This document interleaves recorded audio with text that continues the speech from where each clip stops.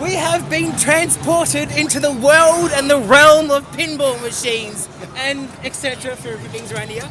And we're having a chat with some two amazing people, the pinball enthusiasts. What's your names? My name's Scott Keller and we've got Lucas Barden. Lucas Barden's the president of the Bayside Pinball Club, which holds monthly meets down in Moorabbin, Soundbound Hotel in Moorabbin. Okay. And myself as a member of that club. Yep. So, I guess Scooter was involved with PAX first within the pinball arena. And you were just saying you were like at the first PAX. Yeah, I helped set up the first PAX. I had volunteered to be enforcer as soon as I knew that Penny Arcade was bringing the show out to Australia. After the show came out and we were getting to the showgrounds, I lived near the showgrounds and volunteered my time to come in early. Guy back then, or Yug, was the manager of the Australian PAX. He invited me to come in early 2 weeks and meet all the staff. And I spent that 2 weeks running around setting up the expo halls and the shows with PAX and got really close and felt part of the family. Wow. So from those years we've developed and we always thought, well, we need to bring our passion to the show. And our passion being pinball, the physical game of analogue game. We actually got the moving ball, live ball.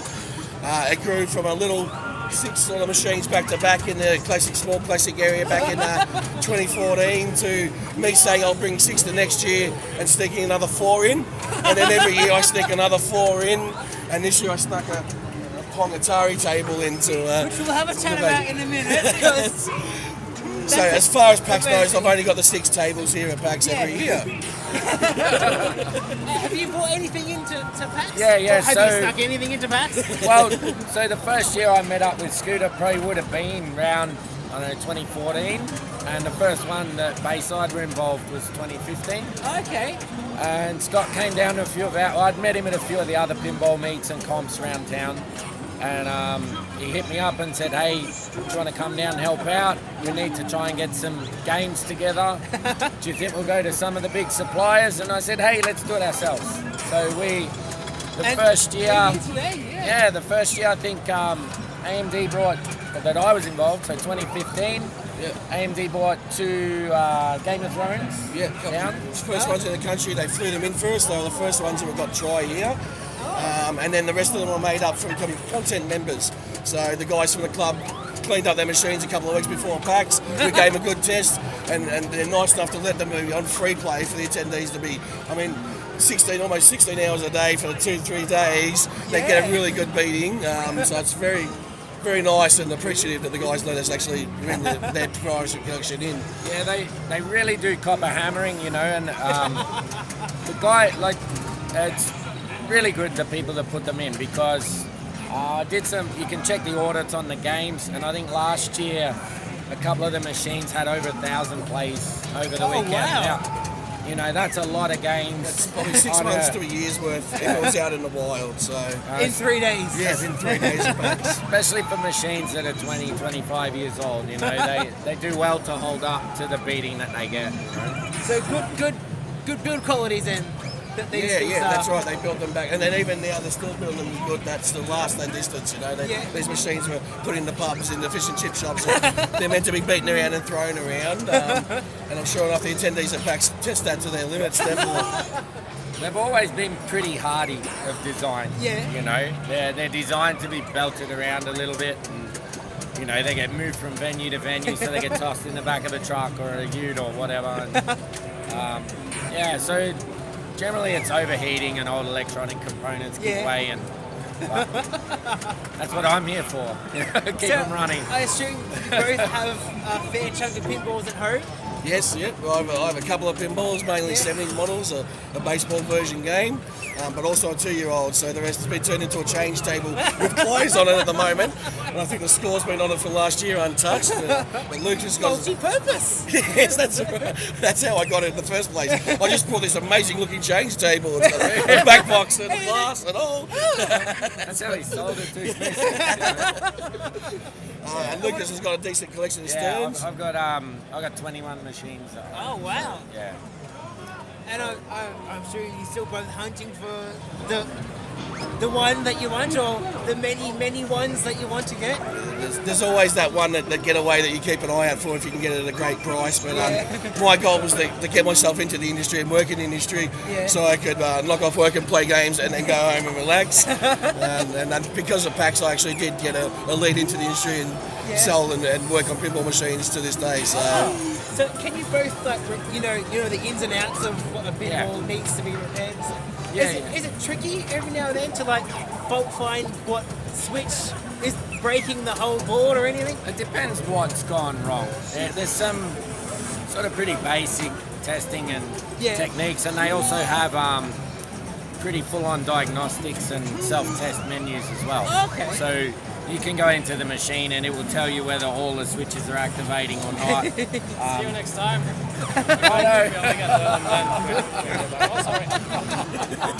This is why the gentleman's come down from. Say hello.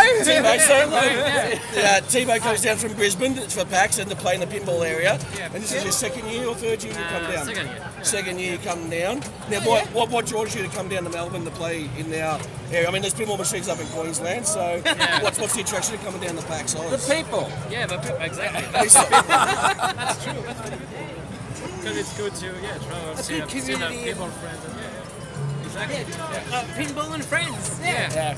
Excellent. That's what you do in pinball. You play together. You're not staying at home and in front of your video game. It's a physical thing you can touch and flip and switch.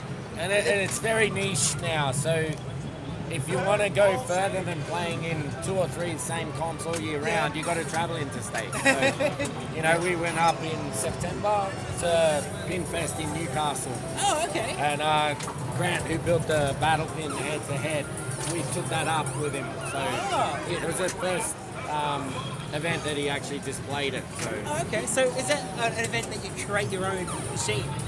No, it's an event where they just have a lot of, like this, similar where they get machines in on free play for the attendees to play and try that they'd never tried before. He's just a crazy man that wants to make his own machine from scratch. Mad scientist that did do that. And they do have a little bit of a prize there for the best homebrewed machine. Yeah. So, and he actually won it this year, so he's very done really well.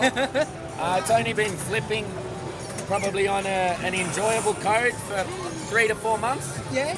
The max, and it's taken him 3 years to put it together. So.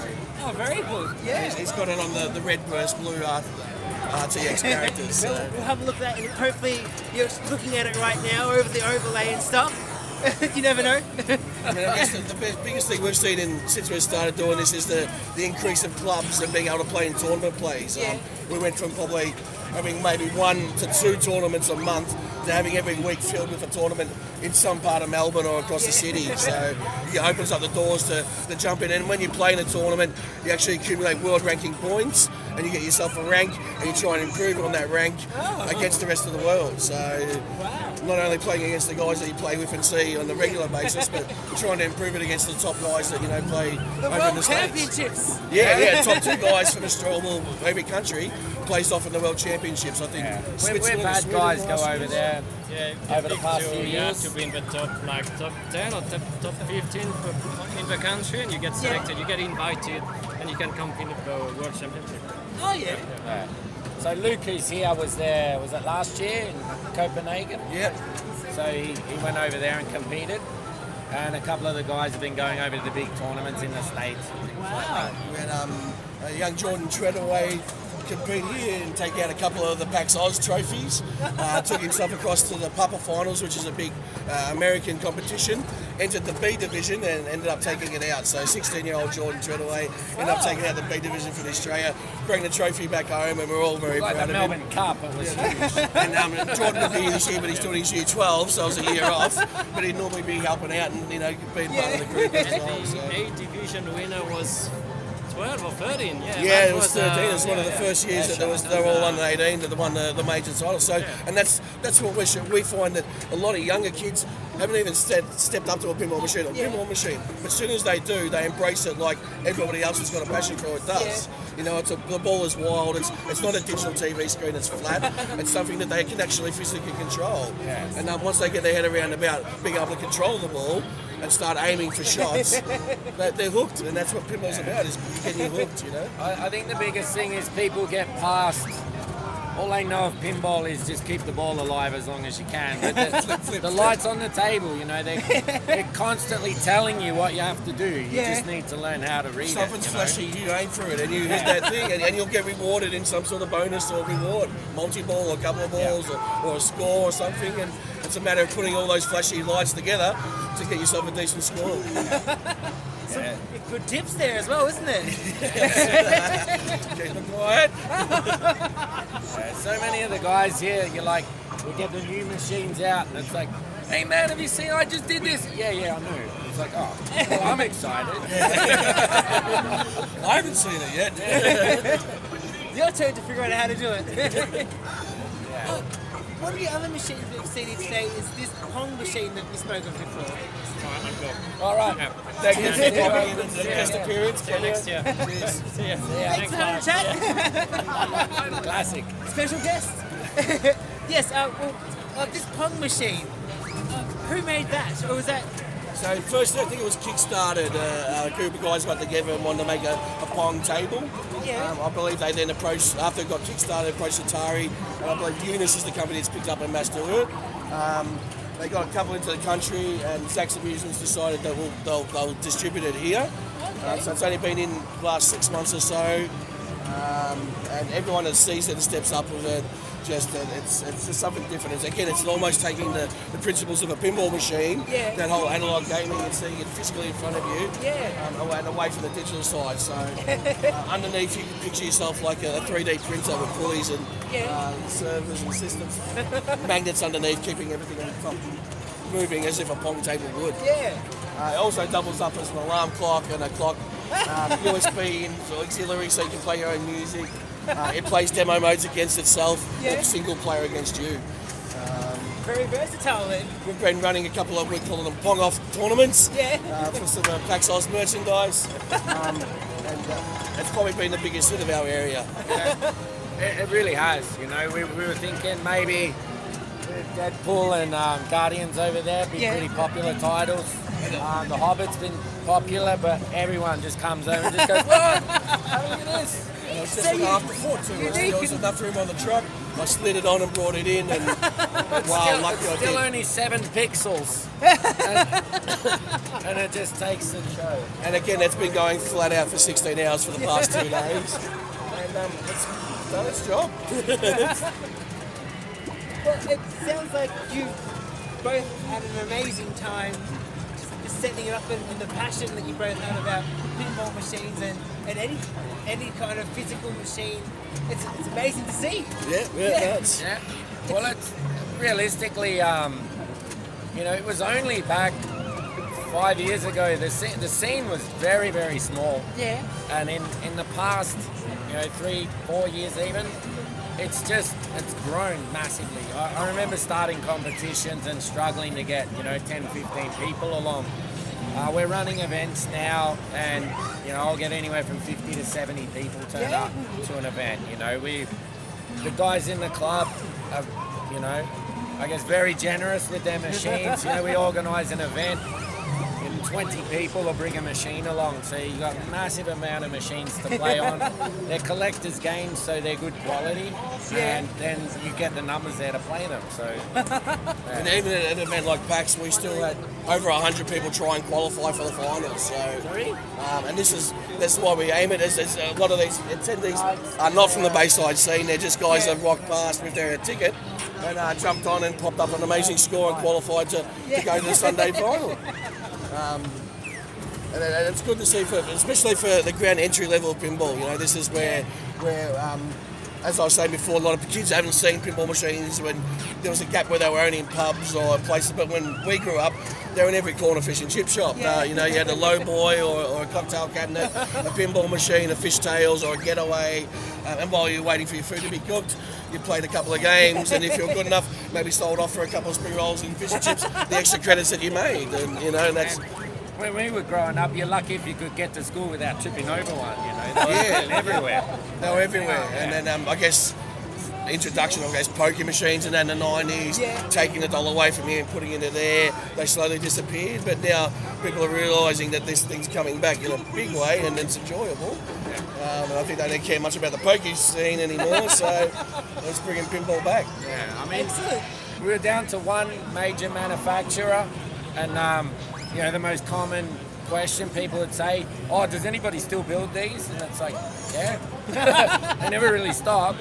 They nearly did. And now there's probably 5 companies that are out there producing, I guess, definitely commercially, some boutique.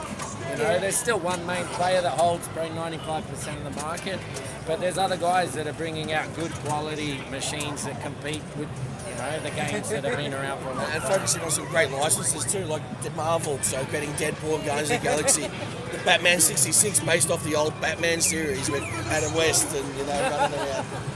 So the musical pins, AC/DC got their own pin. So I call it an Australian pin, even though it's made overseas. But it's to play around the jukebox of all the AC/DC songs. Metallica, Iron Maiden, the Beatles. The Beatles coming soon. So that's just the cat out the bag. We're all hanging for that. Yeah, waiting for the Beatles pinball machine. We'll see how it goes. It could be a ripper.